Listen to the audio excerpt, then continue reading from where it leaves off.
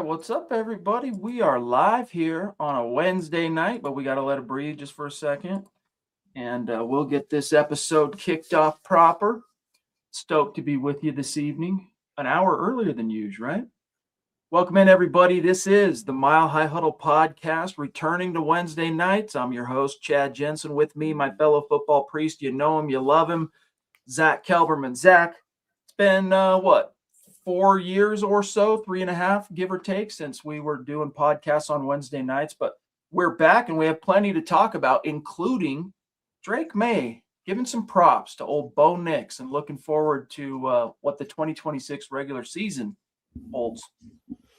Yeah, this is actually the second time Drake Maye said something about Bo. I think he spoke after the Broncos lost to the Patriots in the AFC title game, and he said he's praying for him, and it was a classy gesture then. It was a classy gesture now. He said it's unfortunate what happened, but special player, special season. He anticipates many battles down the road, and starting in 2026, because the Broncos will be traveling to Foxborough to take on Drake Maye. So I thought it was a nice gesture by number 10 on their side. Definitely. And I had the wrong mic connected, so now it should sound normal. Thank you, Mr. Producer. But yeah, I look forward to that. I mean, we were robbed, Zach, in 2025. We were robbed of two possible head-to-heads with the 2024 quarterback class. We didn't get Bo versus Jaden Daniels. We got Bo versus Marcus Mariota. And we didn't get Bo versus Drake Maye. We got Stiddy versus Drake Maye. But these careers for these quarterbacks are young yet. Both guys, Maye and Bo, just finishing their second year. The future's bright, dude. If you guys saw the article I put up, 15, 20 minutes ago, chronicling all of Bo Nix's achievements in 2025, not just in 2025, but Zach, what he's achieved up to this point in his 2-year career. There's really only a couple, 2, 3, 4 quarterbacks in the history of the league that come close to achieving what he has. It's pretty impressive, and I think exciting harbinger for Broncos country, what the future holds.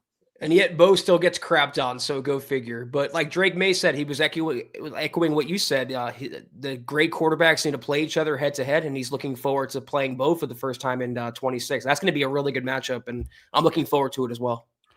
No doubt about it, guys. We got a lot more to get to, including whatever's on your mind in the chat. But first, guys, we got to talk about things here. All right. We got, obviously, the Broncos did not make it to the big game this time around, but the Super Bowl, it's just a few days away. You can get in on all the action with Underdog. And if you're not on Underdog yet, guys, you are in luck, because new customers score $75 in fantasy bonus entries when you make your first $5 entry. Exactly. Playing on Underdog is easy. Just pick whether players will go higher or lower on stats like rushing yards, receptions, touchdowns, and more. Get your picks correct, and you can win up to 5,000 times your cash.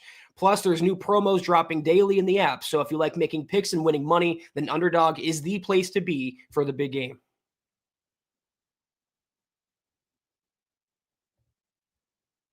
You're muted. I think you're muted. Unless it's me. What? No, it's my microphone. Guys, thank you for that. Sorry. Listen, real quick, guys. Before we move on from our awesome sponsor, Underdog, guys, it's so much fun watching football, winning money while you're at it. It's a touchdown. So download the Underdog app today. Use our code MHuddle. You score $75 in bonus entries when you play your first $5. That's promo code MHuddle. Millions of fans have already won billions. Making picks on Underdog. Will you be next? Be 18 plus, 19 plus in Alabama and Nebraska, 19 plus in Colorado for some games, 21 plus in Arizona, Massachusetts, and Virginia, and present in a state where Underdog Fantasy operates. Terms apply. See assets.underdogfantasy.com/web/play and get terms _DFS_.html for details. Offer not valid in Maryland, Michigan, New Jersey, Ohio, and Pennsylvania. Concerned with your play? Call 1-800-GAMBLER or visit ncpgambling.org. In New York, call the 24/7 Hope line at 1-877-8-HOPE-NY or text HOPE-NY 467-369. All right, let's see. Let's give some hellos to folks in the chat. We got the Ronk in the hizzy. What's up, brother? Saying hit those thumbs up, subscribe to the MHH podcast, become a member of the Mount Rushmore supporters, and join the Discord. Hey, dude, you're hitting all the marks for us. Appreciate you, big dog, and for being a member. You're awesome, bro. We got Jordan in the house. Jordan Lewis, evening, right back at you. He says, I have a lot of respect for Drake Maye, even though I want the Pats to lose. Yeah, Zach, he's got some pretty phenomenal achievements under his belt so far as well. Yeah, it's not necessarily Drake Maye I have a problem with. They played a light schedule, this and that, but he's always been respectful of Bo Nix and the Broncos. It's Drake Maye's fans and the New England fan base that I have a problem with. And Jordan, I'll echo what you said. It's kind of a lose-lose, Seattle and New England, but I do hope the Patriots get their comeuppance on Sunday. David Youngkin, we're hoping that your time at the hospital is soon over and you get back to home and some normalcy in your life, big dog. But you got some support here from the MHH community. We hope that you know that. Yeah, I mean, Zach, how are you seeing this Super Bowl? Has your thought on who you expect to win this, has it changed at all over the last couple days? I'm still rooting for the Meteor, but I don't think we're going to get that. I agree with what PS2 said, the prediction. What was it, 35-7 Seattle? He made headlines for that. I think it's going to be a pretty commanding Seattle victory. I don't think Drake Maye was built to face a team like this. And Seattle, they're more balanced on offense and defense. I got to be impressed with them as they played in the second half of the season. So I do have Seattle winning this game. I got to tell you, man, it might sound like a loser's mindset. Papa Bear, brother, great to see you, big dog, a Mount Rushmore supporter, dear member saying good evening, Broncos country. Thank you, buddy. Great to have you. And again, we're about an hour earlier than we usually go live because I got some stuff going on tonight that I just cannot miss. So thanks for being with us a little bit early, Papa Bear. But Zach, what I was going to say is it might sound a little bit like kind of a loser's mentality, but I still can't stop myself from at least once a day thinking, man, if Bo Nix doesn't get hurt, right, yeah, we're probably covering a Super Bowl. And, I'm not alone in that. I know millions in Broncos country, they might not have it pop in their head every single day like myself, but you know who else feels that way? A guy by the name of Courtland Sutton, who said, quote, "You'll drive yourself crazy sitting there thinking about the what ifs. And so I eventually got over the what ifs, but I haven't got over the situation. I told my boy, I said, maybe after the game, I'll get over it. Once the Super Bowl ends, I'll get over it. But best of luck to both those teams going out there performing, doing their thing. Everyone knows the Broncos should have been in there, but it's all right." Close quote. So everyone knows. I think maybe everyone's Zach outside of the greater Boston area. I don't expect Courtland Sutton to say anything different. Obviously, it's still painful for him and the Broncos, the way they lost, losing Bo Nix.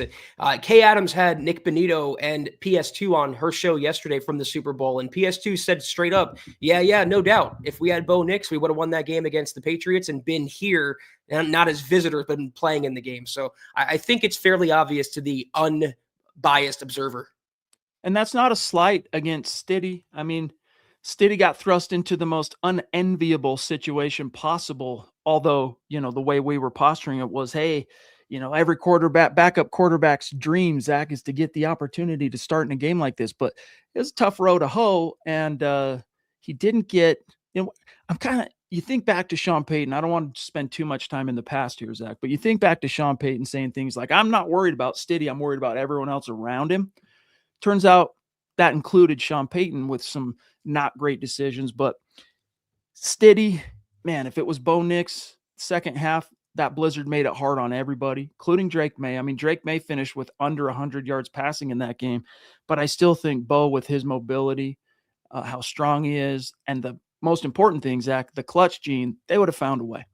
I mean, forget the blizzard. How about him turning the ball over? To me, that was what lost the game, the fumble, because it directly led to 7 Patriots points, Chad, and that's the deciding factor in the game. I don't think Bo Nix tosses a two-hand fumble in that game. I think they win pretty decidedly. A two-hand fumble. That's the name of my next band, Two-Hand Fumble. I like it. We got Papa Bear. Thank you, brother. We also got Taylor Christensen jumping in, another dear member and superstar, saying, Zach, I agree on AK. I drafted him as well. Very hard pass. Everyone, including Pats fans, know it should be us and Seattle in the Super Bowl if Bo was playing. Yeah, Taylor, I think you're talking about Alvin Kamara, who we discussed last night. I think it was last night. All these shows are now kind of bleeding together in the offseason. But yeah, hard pass on him. He's kind of past his prime. The cliff is hard for everyone in the NFL, every player, but it's extremely hard for running backs. And like you, I drafted him on my fantasy team. I thought he was going to be a reliable starter. He was not. So I would rather the Broncos aim a little higher. Go get Breece Hall. Go get David Montgomery. Leave Kamara where he is. Even the great Terrell Davis, the Hall of Famer, two-time world champ, former MVP, 2,000-yard rusher. He said, look, the Broncos need some, he didn't say upgrades, but they need to add to the running back room. And at the very least, I would kind of, Zach, portray it as they need some infusions of talent in that running back room. Big time. Big time. Yeah, they need to raise the ceiling and the floor of that room simultaneously. Yeah, no doubt, Taylor. It's going to be interesting to see how this game shakes out. I honestly wouldn't be surprised if it was a kind of bloodbath in the same way that Super Bowl 48 was. But then again, at every turn, I'll say this. I don't mean this as a disclaimer or as putting a little pivot point for myself down the road to go, hey, look, I said there maybe could have been a chance.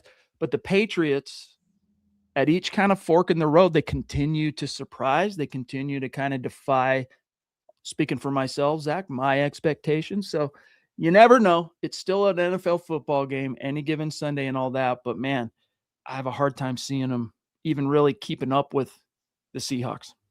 I see this a lot like the Patriots and the Rams Super Bowl from 2018. I don't know if that was 51 or whatever, but it was like 10-3 final. It was super low scoring, super anticlimactic, and that's what I see in this one. I think Seattle does win, but it's not going to be a memorable Super Bowl by any means. That's my prediction.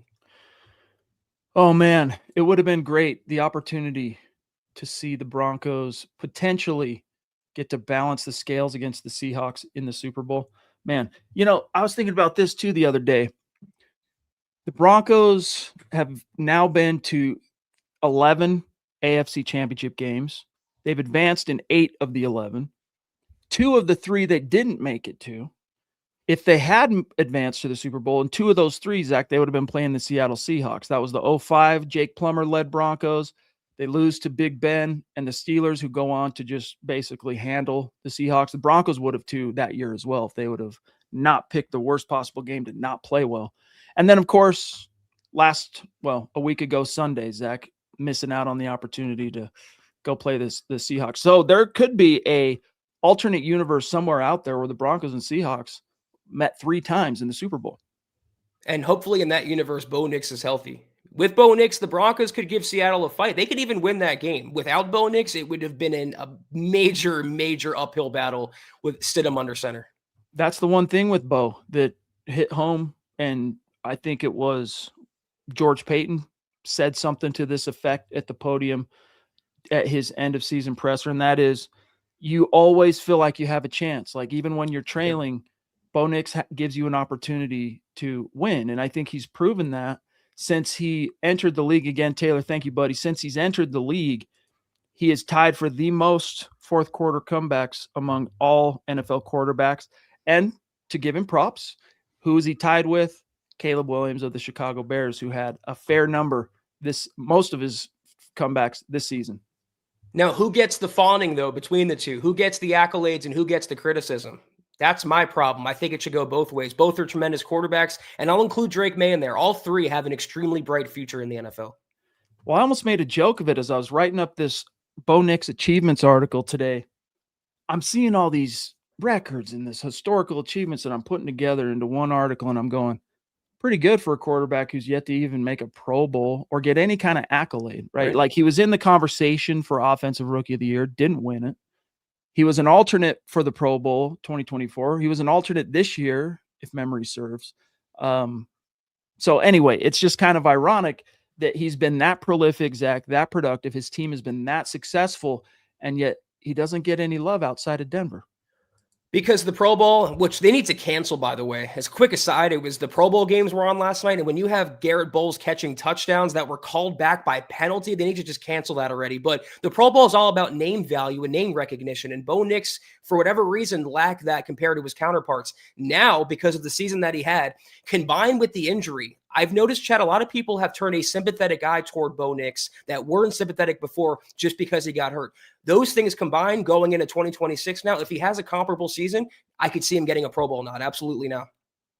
Guys, much more to get to, but listen up. First, we got to talk about the fact, Broncos country, that Valentine's Day is almost here. How will you show yourself and those around you a little extra love? Whether it's for someone special or just yourself, Cozy Earth makes it easy to bring comfort and care into your everyday life. This Valentine's Day season, we're offering a BOGO pajama deal that you will not see any other time of year. Guys, check out the bamboo pajama set. It's a classic Cozy Earth favorite, and it's the sleepwear upgrade that'll make you look forward to slipping in bed at night even more than you already do. Lightweight yet cozy, this soft pajama set helps you fall asleep faster and stay comfortable longer. Designed to drape beautifully and sleep cooler than cotton, it keeps your temperature just right without overheating. It makes for a great night's sleep. Guys, you can try them out, and if you don't love them, return them hassle-free, but trust, you're not going to want to. Cozy Earth offers customers a 100-night sleep trial as well as a 10-year warranty, because once you feel this level of comfort, you'll want it to last a decade. These viral PJs are so good, they sold out during the holidays, and now they're back with an exclusive deal only available January 25th to February 8th. So head to CozyEarth.com and use our code HUDDLEBOGO to buy one, get one free. Get these PJs for you and someone you love. And if you get a post-purchase survey, be sure to mention you heard about Cozy Earth right here at MHH. Celebrate everyday love with comfort that makes the little moments count. Some hellos. Pearl's in the house. Good to see you, Pearl. Did you get your jersey today? I thought I saw the tracking number showing that it was delivering today. You'll have to confirm. Mike Thompson, it's like Vance said, we aren't rebuilding, we're reloading. Yeah, some of those Vance-isms from back in circa, Zach, 2017, 2018. The Broncos, though, as far as rebuilding, like, it's over. They did it in lightning fast time, going from, what was it, in 2022, Zach, was it 5? Yeah, 5 wins under Hackett. Sean Payton comes in with Russ, improves that by 3. You get 8 wins. If you win 2 games that you should have, it's a 10-win season and you're going to the playoffs. And maybe even Russell Wilson could have survived longer on that contract. But I digress. Then you win 10 games with the rookie Bo Nix, 14 games in 2025, the 1 seed, the AFC West crown, a playoff game, advance to the AFC title game. Like, they're there, Zach. Like, the Broncos, doesn't mean that they don't stop or ever stop tweaking and the roster and looking for ways to improve. But the rebuild is officially in the books. In Vance's time, you were reloading a water gun. Now you're reloading a AK-47. So it's all relative. I agree the Broncos aren't rebuilding, but there are necessary retoolings they can do to the roster, like help out Bo Nix, for example, this offseason. All right, we have Lady D checking in from the top rope. Thank you, Deanna. She saw the notifications. I'm guessing that we went live. We're going live an hour early because it's senior night for my son and his high school basketball team, and he's a senior. So event starting about halfway through when we would normally be podcasting. So we didn't want to skip our first. We're coming back on Wednesdays night, so we went an hour early. Lady D, we love you so much. Thank you for the support and really helping us feel the love on our first show back on Wednesdays since 2022. So she says, hi, Chad and Zach. Unfortunately, I have Seattle winning. Drake Maye isn't ready for the Super Bowl. My opinion, I'm wondering about the offensive line. We need a center, receiver 1, RB1, and every player for depth on the O-line. I still don't understand why Mims isn't re-signed. Hashtag MHH for life. Well, Zach, on that last note of Mims and getting re-signed, that will happen when it does. It'll happen sometime late this summer, like beginning of August, sometime in August. That's my official prediction. I don't think they're going to make him play out his rookie year to kind of prove it, contract year to make him prove it, and then, sign him right before he hits free agency or something. I think they'll get him signed and locked in because they still got to figure out, how are we using him? Are we going to assert him more in the offense as a legitimate threat and role player, or is he going to kind of still be a 4th, 5th string guy in that respect because he's our punt returner? I think the Broncos got to get smart on that, start using him on offense, but I think he gets extended before the season. Plus, they want to see how free agency and the draft shake out. Like, if they can get an upgraded receiver, they want to see where Mims fits into the calculus of all this. Because if they don't come away with a blue chipper, then Mims would probably have more responsibility. If they do come away with 1 or 2, then Mims will be, relegated to being a fourth option. So the process, Deanna, is still way too early. These things tend to get heated up at the combine and more toward free agency. So we're almost there, but it's definitely still early on. Thank you so much for the super. Yeah, and I mean, I'm with you on the receiver and running backs, and I'm not even saying that the Broncos could not be better at center, but being that they just paid and extended Luke Wattenberg, I think it's pretty safe to assume that's their guy for at least the next 2 years. But Zach, they have every opportunity to really upgrade the receiving core and the running back room, whether it's free agency, the draft, a little bit of both. That's got to be the priority this year. Like if you think back to the 2025 offseason, Zach, it was, I mean, I don't know how many times I said it on this podcast. I don't know how many times I wrote it in articles and headlines. Build the nest around Bo Nix. Well, they did that to an extent, but like this is the time where it's really got to be like Bo centric, some of these picks or some of these offseason decisions, I should say. Yeah, Deanna, I got your back. Chad's right about Wattenberg. Obviously, he's going to be the starter, but I agree with you that they need some. I said this on, I think it was last week's show, a couple shows ago. Just a little more proven depth, someone that you can rely on that's going to push Wattenberg to be better than Alex Forsythe, who I don't believe is the best backup in the world. So you have to prioritize receiver, running back, tight end, but you can't ignore center, at least for a backup spot this offseason. Weaponry. You got to add some more arrows to the quiver for Bo Nix. Lady D also gifting 20 memberships to Mile High Huddle YouTube in the chat. Thank you so much, Lady D. We love you. We appreciate you. I see a lot of conversation too in the chat about Courtland Sutton. Zach, we brought him up, of course, because of what he said about everyone knows the Broncos should be in the Super Bowl. But there's been a lot of discussion in the chat about his drop rate.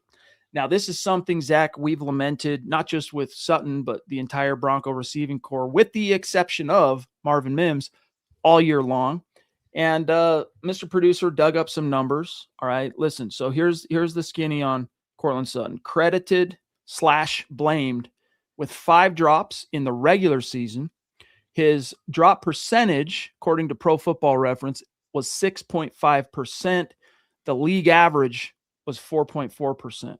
So 154 players with at least 30 receptions. He ranked 126. So the 5 drops during the regular season was a lot.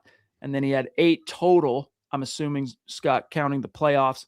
And then last thing here that Scott dug up for us, there were 20,000-yard receivers. His drop percentage ranked 17th, ahead of Tet McMillan, who was a rookie, CeeDee Lamb, and Jamison Williams. And the oldest of that group, 26 years old. So what makes it even worse, Zach, here's the final dagger. He had a 14.3 drop percentage rate in the playoffs. So he was bad. When he says everyone knows the Broncos should be in the Super Bowl, he could have made it a lot easier for them to overcome the obstacles they were faced with in that title game, Zach, because I think at least 2 of those drops were in that game. Well, the number of drops on its face is disconcerting, Chad, but it seemed like every one of those drops came, and I've said this ad nauseum already, at the most inopportune time, either in the end zone, on third down, in the red zone. The easiest passes Courtland Sutton would drop, and yet he'll come back and make the most ridiculous catches after that. So this is what Sutton is, and I've been saying this for at least 2 off seasons. He's a high-end number 2. He's a low-end number 1. It's time the Broncos splurge and not nickel and dime Bo Nix and get that true wide receiver 1 in the building. Well said, Lady D. We love you so much. Also, to the Mount Rushmore superstars, expect the t-shirts are on the way. So let us know when you get those. Send us in pics. Some of you, I'm sure, will be getting them this week. Some of you might be getting them over the weekend, early next week. But Glenn in Australia, I'm going to read this off the screen. Glenn, good to see you, pal. He's saying good morning. Chad, Zach, Deacon Scott, and Broncos country. Really looking forward to the offseason. We are in a great position to add talent and the destination like 2015. I'm not sure what that was. We can also increase our spending by redoing the Surtain and McGlinchey contracts. We can get another 10, 15 million. Throw the kitchen sink at getting Justin Jefferson. We can redo his deal, pay a huge signing bonus, and extend him. We go hard at Breece Hall, Kyle Pitts, flex with a big sign on to reduce year-on-year Super Bowl 2027. Dude, I love it. I love the some of it's maybe kind of Madden-esque, Zach. Like you got to, in some respect, keep it within the realm of the feasible. But Glenn, you're not wrong. The Broncos, in fact, Bob wrote this up at milehighhuddle.com. Bob Morris, he wrote up 5 different contracts, the 5 most likely contracts that the Broncos could approach those veterans about restructures to free up money. And the thing to remember about restructures is you only want to do that with players with whom they have multiple years still left on their deal. Yes. But because you're going to be converting stuff and kicking the can down the road with their contracts, Zach, you only want those to do that with players who you genuinely want and expect to be around another couple, 2-3 years. Yeah, it is a little Madden-esque, Glenn. I like the way you're thinking about this because the Broncos should go all in this offseason, kind of like 2014. I think that's what you were referencing, which indirectly led to 2015 in the Super Bowl. But they can't go cheap. They can't wait until the 2nd round to draft a running back, the 3rd round to draft a receiver, the 7th round to draft a tight end.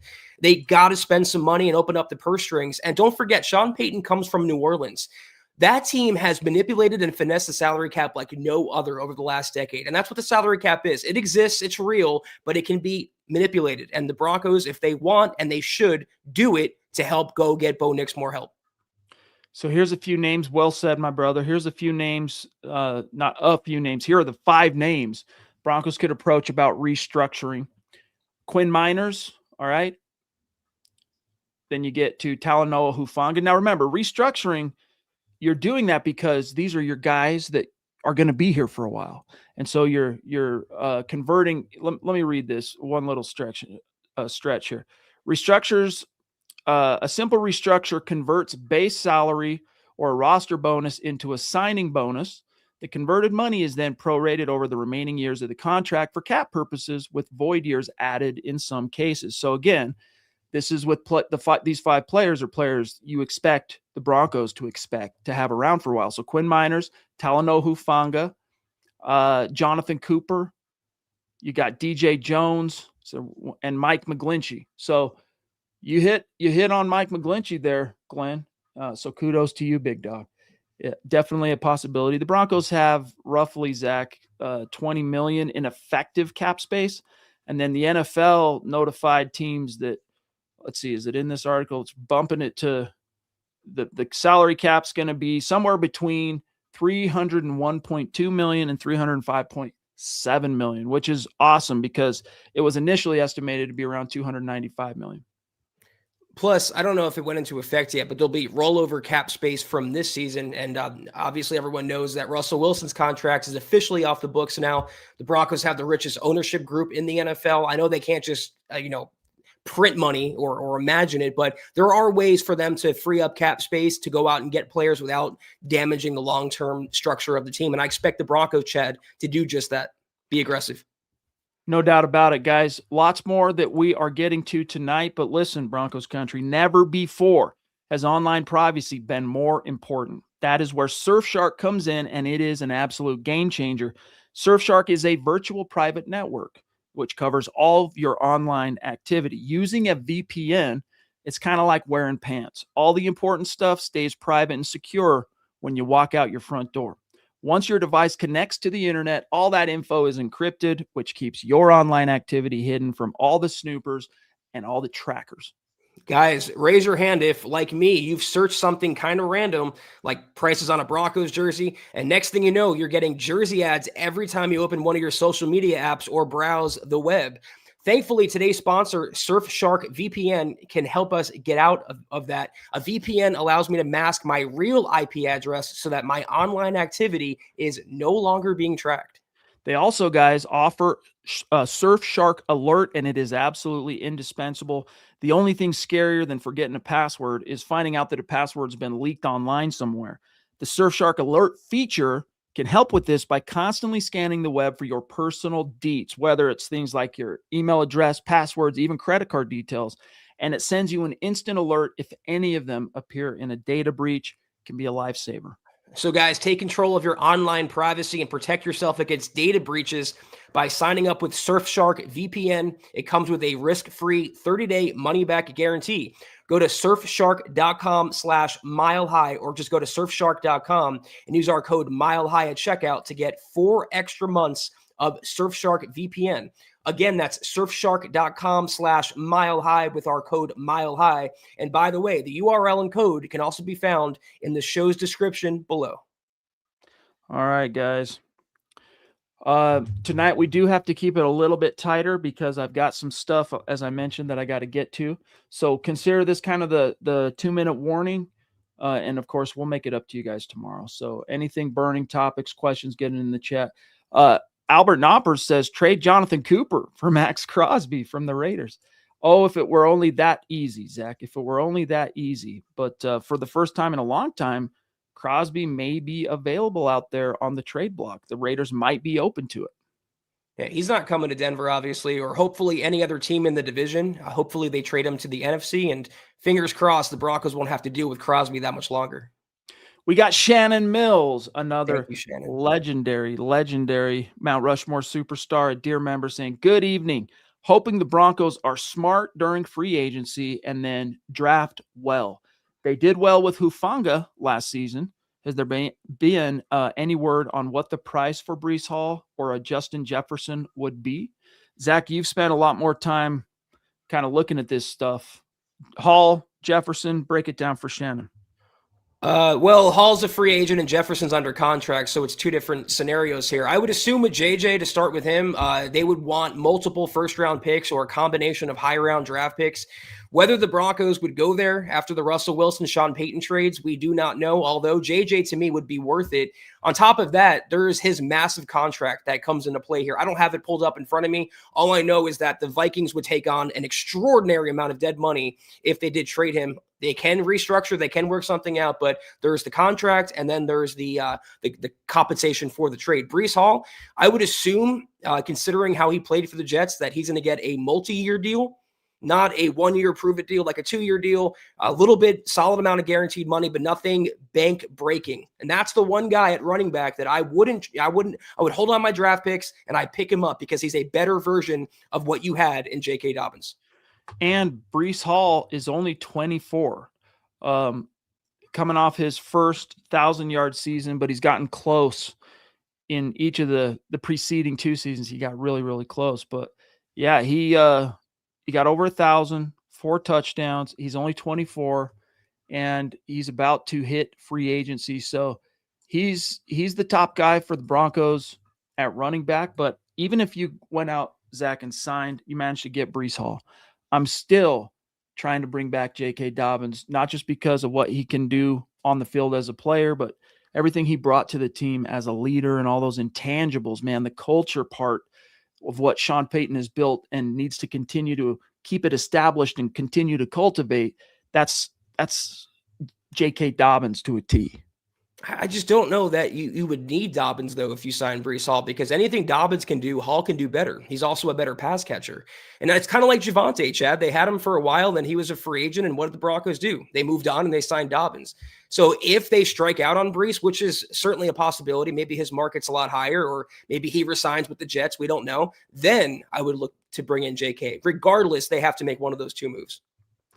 I don't know, man. I'm with you on Breece Hall as a top target. But you look at his yards per carry average compared to J.K. Dobbins, he's under 5. He was at 4.5, not even quite 4.5, 4.4 yards per carry last year. And Dobbins' career is still, well, let me see. What was J.K., just while I'm at it real quick, J.K. Dobbins' average, I know, was over 5 last season. He was at 5 exactly. So I don't know. I think you could bring him back going, hey, we're not promising you a starting job. You're going to compete regardless of who else is in the room. But Zach, on the subject of Justin Jefferson, so here's the math on forgetting what it would cost draft pick wise to get him. He's got $72.2 million in dead money. So minus $25 million for his base salary, because whoever trades for him would definitely take that on, obviously. So he basically come with $47 million dead. He's going to be hard to trade if the Vikings come around to that as something they believe is actually best for their team. Yeah, this is all a pipe dream. And like you said, the Vikings haven't even made Jefferson available. This is like a fan creation. But if you don't want to go that high and that extreme, Jalen Waddle from Miami, Garrett Wilson from the Jets, Drake London, Chris Olave, George Pickens is a free agent. You wouldn't have to give up any draft picks. A.J. Brown in Philadelphia, Alec Pierce is a free agent. The point is there's so many options and routes the Broncos can go. There is no excuse not to come away with at least one of those guys this offseason, Chad. We've got an interesting question here from Jason, guys, and he brings up, it's a conversation. We got guys like Roy and others, Jordan bringing up David Njoku, a pass catching, very good tight end. Jason says rumors around abound that Denver could pursue a tight end in free agency. Broncos didn't utilize the tight end enough to warrant that, basically, right? And does the Davis Webb promotion change that? So Evan Ingram, Zach, finished third on the team in receiving, but it was still a disappointment relative to what we expected. And I don't know if it was scheme. I don't know if it's a Bo Nix predilection where it's not really where he looks. Read one, read two. It's usually like the third read if he gets that far. Would it make sense to go hard after another pass catching tight end out there, especially considering that he's under contract, Evan Ingram, 2026?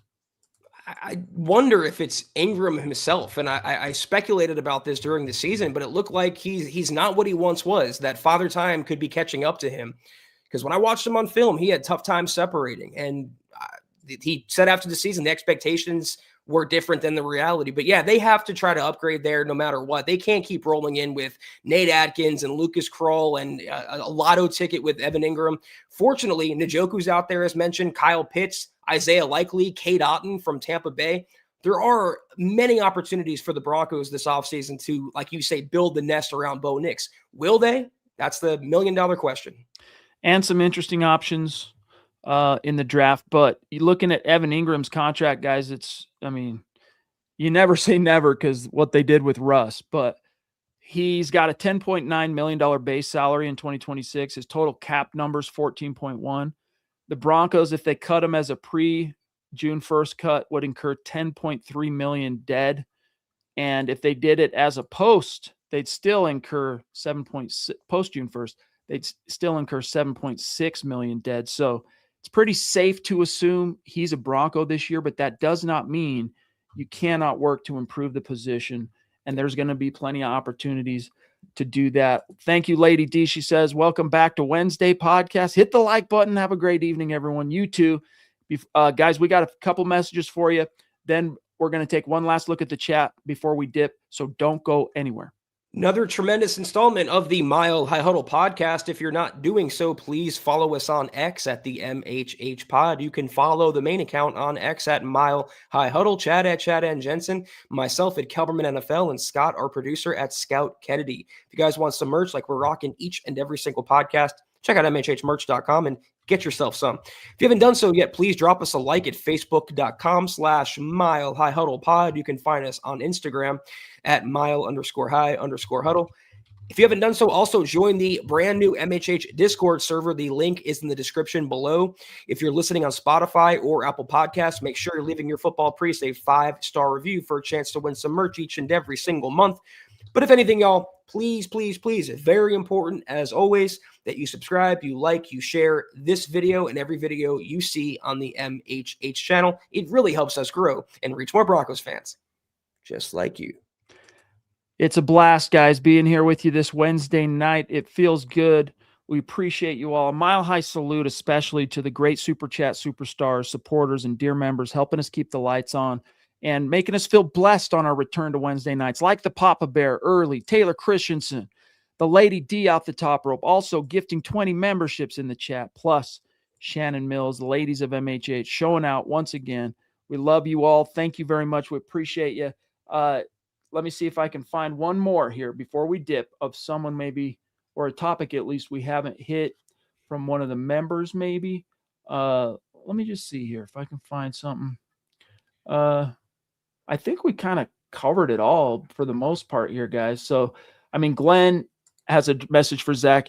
You're out. The next 3 first-round picks are going to be 28 through 32, so it's not expensive draft capital Jefferson base contract. Yeah, we just went over that. Jalen Waddle, though, is under $2 million next year, then mid-20 base and 27, 28 in comparison. I think, Zach, last note here, and then we'll dip on out. The way more feasible possibility for the Broncos would be Waddle, and not only because we know that the Dolphins were listening, but we know the Broncos were interested last year. And so something to monitor. Yeah, he was deemed too expensive, reportedly. I think the Dolphins wanted multiple first-round picks, and I don't know that I would do that for Waddle. I would do that for JJ, but they should definitely pick up the phone again. Maybe George Payton will have better luck this time around. New administration, maybe a fire sale. All right, guys. Sorry we got to be a little bit short tonight, but we'll be back tomorrow. So looking forward to that. Love you guys. Thank you, Ronk. Zach, you do it, brother. Yes, sir. Have a great rest of your Wednesday evening, everybody. We will see you tomorrow night. Take care. And as always, go Broncos.